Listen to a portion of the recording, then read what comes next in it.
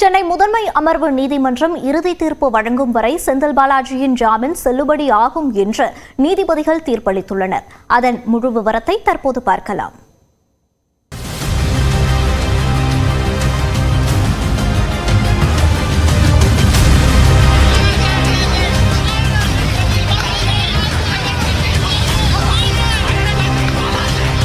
சட்டவிரோத பணப்பரிமாற்ற வழக்கில் ஜாமீன் கோரி செந்தில் பாலாஜி தொடர்ந்த வழக்கில் 25 பக்கத்திற்கு உச்சநீதிமன்ற நீதிபதிகள் Abhay S Oka, Augustine George Masih தீர்ப்பு வழங்கியுள்ளனர்.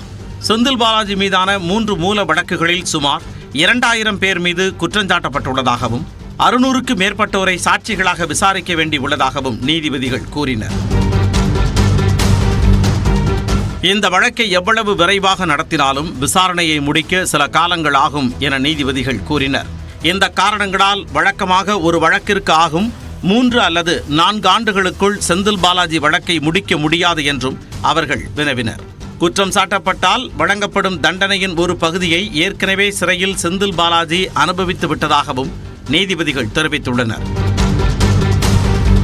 குற்றஞ்சாட்டப்பட்டவருக்கு ஜாமீன் தராமல் மறைமுக தண்டனை வழங்கக்கூடாது என்பதை சட்ட கோட்பாட்டை விசாரணை நீதிமன்றமும் உயர் நீதிமன்றமும் மறந்துவிட்டதாகவும் நீதிபதிகள் கடிந்து கொண்டனர்.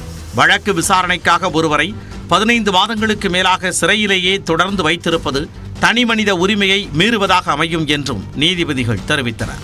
மேலும் KA நஜீப் வழக்கை சுட்டிக்காட்டிய நீதிபதிகள் குறிப்பிட்ட காலத்திற்குள் வழக்கு விசாரணை முடியாது என்பதை உணர முடியும் பட்சத்தில் ஜாமீன் வழங்க அரசியலமைப்பு அமர்வுக்கு அதிகாரம் உள்ளதாகவும் தெரிவித்தனர்.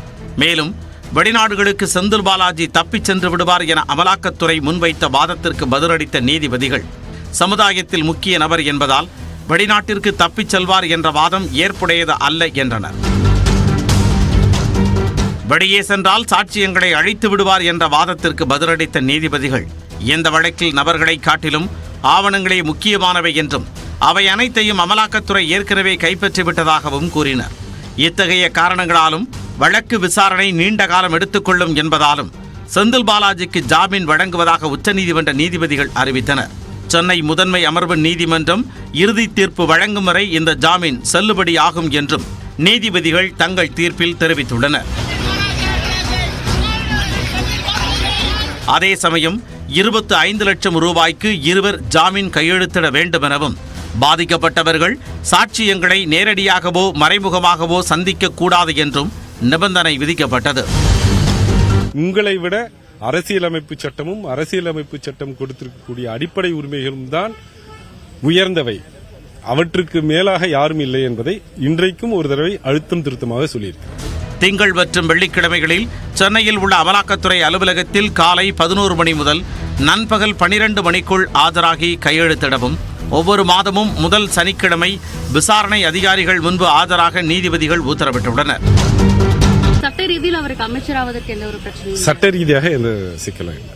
பாஸ்போர்ட்டை சிறப்பு நீதிமன்றத்தில் ஒப்படைக்க வேண்டும், குற்றவியல் நீதிமன்ற விசாரணைக்கு தவறாமல் ஆஜராக வேண்டும், வாய்தா வாங்கக்கூடாது என்பன உள்ளிட்ட நிபந்தனைகளையும் நீதிபதிகள் பிறப்பித்துள்ளனர்.